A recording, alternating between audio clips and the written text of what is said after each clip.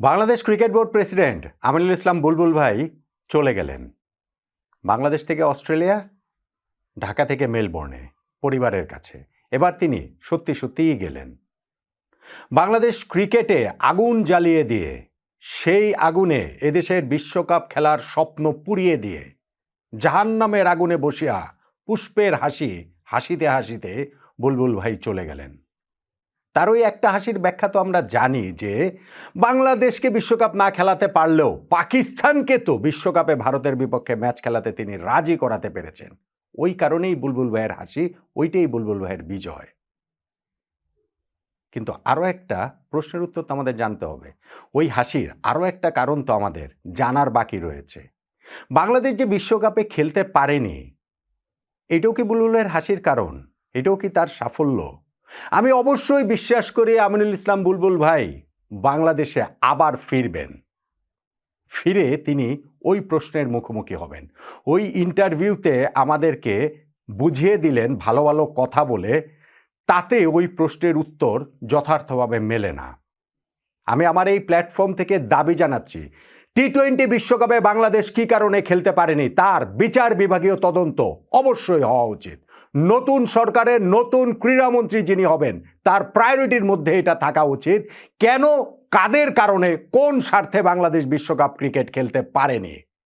এদেশের মানুষের আবেগকে জিম্মি করে, ক্রিকেটকে হাতিয়ার করে ভবিষ্যতে আর কেউ যেন তাদের রাজনৈতিক ফায়দা হাসিলের চেষ্টা না করতে পারেন, সেই জন্য আমি বিচার বিভাগীয় তদন্ত দাবি করছি। প্রধান উপদেষ্টার বিশেষ সহকারী ফয়েজ আহমেদ তৈয়ব, ওই ভদ্রলোকও তো বিদেশে চলে গিয়েছেন না? বলা হয়েছে যে না, তার পরিবার বিদেশে থাকে, এই 1.5 বছর সময় তিনি দেশকে দিয়েছেন। উনি নিজে ফেসবুক স্ট্যাটাসে লিখেছেন যে এই সময়ের মধ্যে তার সঞ্চিত সকল সঞ্চয় শেষ হয়ে গিয়েছে, অর্থটর্থ শেষ হয়ে গেছে, এখন তার চাকরি খুঁজতে হবে।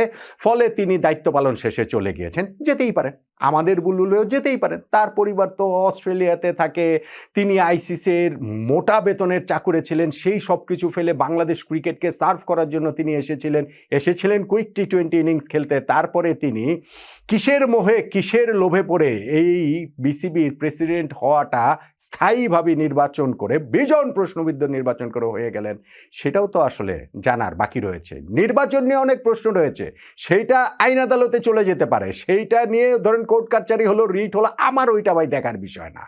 আমার মূল যেইটা আক্ষেপের জায়গা, হতাশার জায়গা, কষ্টের জায়গা, আমরা টি-20 বিশ্বকাপ কেন খেলতে পারিনি, কাদের ইশারায় খেলতে পারিনি, এবং সেইখানটাতে বাংলাদেশ ক্রিকেট বোর্ডের ভূমিকা কী ছিল, Bangladesh cricket board president Aminul Islam Bulbul ভাইয়ের ভূমিকাটা কী ছিল, সেই কারণেই আমি বিচার বিভাগীয় তদন্তটা দাবি করছি।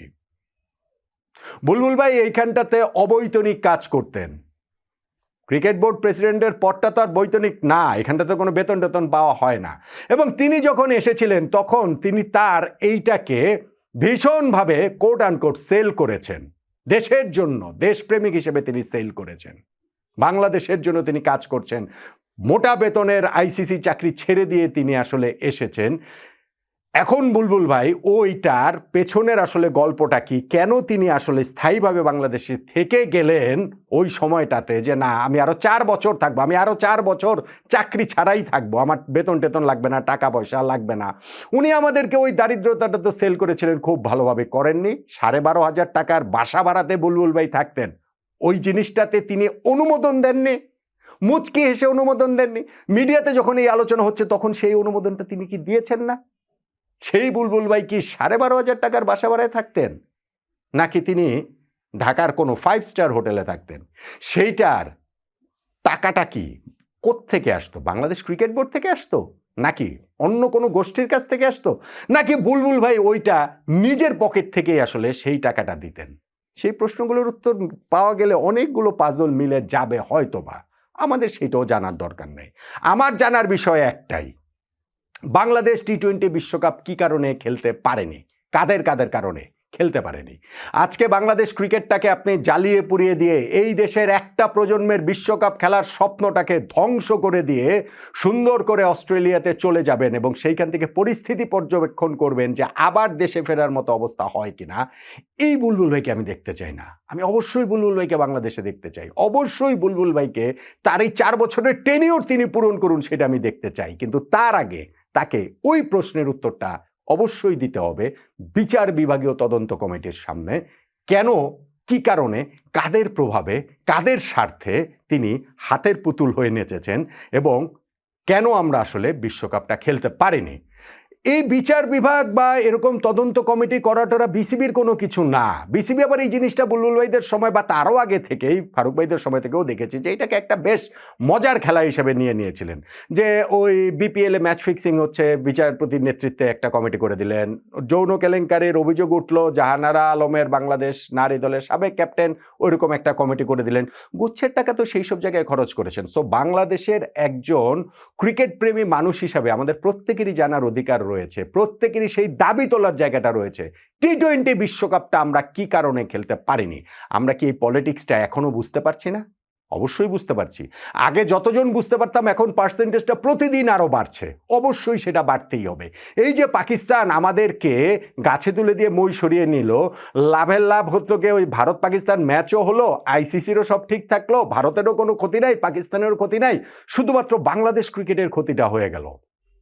এই যে পাকিস্তান বলল যে বাংলাদেশ না থাকার কারণে ভারতের বিপক্ষে ম্যাচ তারা খেলবে না, বাংলাদেশকে যখন বাদ দিয়ে দিচ্ছিল আইসিসি, তখন যদি পাকিস্তানে স্ট্যান্ড নিত তাহলে তো বাংলাদেশ টি-20 ওয়ার্ল্ড কাপ খেলতো না। কেন সেই স্ট্যান্ড নিতে পারেনি বাংলাদেশ? কেন পরবর্তীতে বুলবুল ভাই যে এই ভারত পাকিস্তান ম্যাচ আয়োজনে তার কূটনৈতিক দক্ষতা কোট আনকোট সেইটার ভীষণ রকমের প্রয়োগ দেখিয়ে দিয়ে ভারত পাকিস্তান ম্যাচ আয়োজন করে ক্রিকেটে শান্তির নোবেল পুরস্কার পাওয়ার মতো একটা কাজ করলেন? সেটা আমাদের জানতে হবে না? নতুন সরকার এসেছে, নতুন স্পোর্টস মিনিস্টার আসবে। ওই সত্যি সত্যি যদি লোক দেখানো তদন্ত কমিটি না, বিচার বিভাগীয় তদন্ত কমিটি যদি হয়, তাহলে সেখানে সাক্ষ্য দেবার মানুষের অভাব হবে না। আমি অবশ্যই সেই সাক্ষ্যের ওই জায়গাটাতে জানতে চাই। বিচার বিভাগীয় তদন্ত কমিটির মুখোমুখি হবেন আমাদের যুব ক্রীড়া মন্ত্রণালয়ের উপদেষ্টা ডক্টর আসিফ নজরুল। অবশ্যই মুখোমুখি হতে হবে Bangladesh cricket board president Aminul Islam Bulbul ভাইকে। অবশ্যই মুখোমুখি হতে হবে ক্রিকেট বোর্ডের পরিচালকদের মধ্যে যারা এই ঘটনার সঙ্গে সংশ্লিষ্ট ছিলেন। অবশ্যই সেইখানে নিজেদের কথা বলবেন আমাদের ক্রিকেটাররা, যাদের মুখ চেপে রাখা হয়েছে, যাদের কথা বলতে দেওয়া হয়নি। বিশ্বকাপে তারা খেলবেন কি খেলবেন না, ওই ন্যূনতম জানতে চাওয়াটুকু পর্যন্ত তাদের কাছে হয়নি। তাদেরকে সিদ্ধান্তটা জানিয়ে দেওয়া হয়েছে এবং চাইলে এইখানটাতে আরও কারা কারা এই টোটাল কনস্পিরেসির সঙ্গে জড়িত রয়েছে সেইটা খুঁজে বের করে দেখাটা খুবই খুবই জরুরি বলে আমার কাছে মনে হয়। বুলবুল ভাই এখন যদি বলেন যে না আমরা হাতের পুতুল হয়েছিলাম বা আমাদের আসলে কিছু করার ছিল না, হাত পা বাঁধা ছিল, এইটা বলে পার পাওয়া যাবে না। কেননা ওইটার প্রতিবাদে তিনি কিংবা তার বোর্ডের কেউ পদত্যাগ পর্যন্ত করেনি। বরং আমরা ওই সময়টাতে দেখেছি কিভাবে এই ভাবধারার লোকদেরকে আসলে তোষামত করা হয়েছে, এই ভাবধারার লোকদেরকে হচ্ছে গিয়ে প্যাম্পার করা হয়েছে। ওই যে নাজমুল ইসলাম, তিনি তামিম ইকবালকে ভারতীয় দালাল বলেছেন। এই বিশ্বকাপে খেলতে যাওয়া না যাওয়া সংশ্লিষ্ট, তাকে কিভাবে হিরো বানানো হয়েছে। ক্রিকেটাররা তার বিরুদ্ধে আন্দোলন করে একদিন খেলা পর্যন্ত বন্ধ রেখেছে। ক্রিকেট বোর্ড আশ্বাস দিয়েছিল যে না, তাকে রিমুভ করা হবে, হয়নি। বিপিএল শেষ হওয়ার সঙ্গে সঙ্গে তাকে আবার নিজের পোস্টে ফিরিয়ে নিয়ে যাওয়া হয়েছে। এই সব কিছু আসলে কিসের ইঙ্গিত দেয়, কোন জায়গার ইঙ্গিত দেয়? ক্রিকেট বোর্ডের পরিচালক আসিফ আকবর তিনি বলেন যে একটা বিশ্বকাপ না খেললে কিছুই যাবে আসবে না, এখানে শত শত লোক মরে যাবে না, আত্মহত্যা করবে না। এইসব কথা বলে এরকম ক্ষেত্রটা কারা প্রস্তুত করেছেন বাংলাদেশের বিশ্বকাপ না খেলার জন্য? তো বুলবুল ভাইয়ের এই চলে যাওয়াটা আমি অবশ্যই মনে করি তার ফিরে আসার জন্য চলে যাওয়া। আমি অবশ্যই মনে করি যে বুলবুল ভাই একবারে যাননি। তিনি ক্রিকেট বোর্ডের ওই হোয়াটসঅ্যাপ গ্রুপে পরিচালকদের যেমন বলেছেন যে কিছুদিনের মধ্যেই তিনি ফেরত আসবেন, তিনি তার দৈনন্দিন কার্যক্রমও ওইখান থেকে অস্ট্রেলিয়া থেকে যতটা চালানো সম্ভব সেই জিনিসটা তিনি করবেন। এবং আমি মনে করি যে তার অবশ্যই ফিরে এসে এই পুরো জিনিসটার স্বচ্ছতার জায়গা থেকে নতুনভাবে নতুন করে যেহেতু আমাদের একটা দেখার সুযোগ রয়েছে, সেই কারণে আমরা ওই প্রশ্নের উত্তরটা পাবো। জাহান্নামের আগুনে বসিয়া পুষ্পের হাসি হাসিতে হাসিতে আপনি অস্ট্রেলিয়ায় চলিয়া যাইবেন এবং বাংলাদেশ ক্রিকেটে আপনি আসলে হিরো হয়েই থাকবেন, এটা হতে পারে না। আমরা একটা বিশ্বকাপ কার কারণে, কাদের কারণে, কোন স্বার্থে খেলতে পারেনি, বাংলাদেশ ক্রিকেটকে কেন এরকম বলির পাঠা বানানো হলো, সেইটার জন্য আমি মনে করি অবশ্যই একটা বিচার বিভাগীয় তদন্ত কমিটি হওয়া উচিত এবং সেই কমিটির মুখোমুখি সংশ্লিষ্ট সবারই হওয়া উচিত। সেই কমিটির মুখোমুখি হওয়ার জন্য হলেও বুলবুল ভাইয়ের বাংলাদেশে ফিরে আসা উচিত।